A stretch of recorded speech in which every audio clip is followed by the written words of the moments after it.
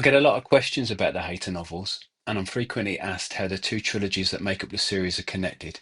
So this video is going to explain everything. I'm going to be quite vague about plot points, so don't worry, no spoilers here. The premise of Hater, for those who don't know, is pretty straightforward. The human race is split in two, and the two uneven halves of society are unable to coexist. The Haters, as they become known, are driven to kill those people who are unchanged. The first trilogy, Hater, Dogblood, and Them or Us, is told from the perspective of the Haters. The second trilogy, One of Us Will Be Dead by Morning, All Roads Here, and Chokehold, is also known as the Final War series, and it's told from the perspective of the Unchanged. The story starts with Hater, and we follow a struggling family trying to hold themselves together as the world begins tearing itself apart around them.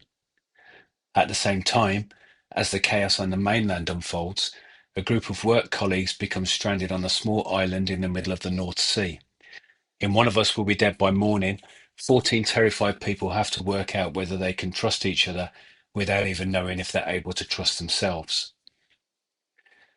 Following the events of these two books, the remaining unchanged population is rounded up into huge city camps where the authorities attempt to protect them from vicious hater attacks. And at this point, I should also mention Everything and Nothing, which is a short story prequel that takes place immediately before the opening chapters of Dogblood.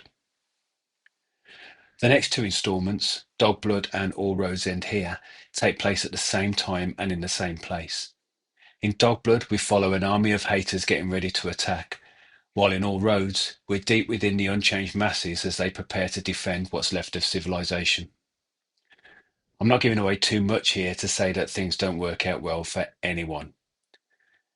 In the next book, Chokehold, we follow those unchanged folks who've escaped the city camp as they're pursued by increasingly violent haters intent on wiping them out.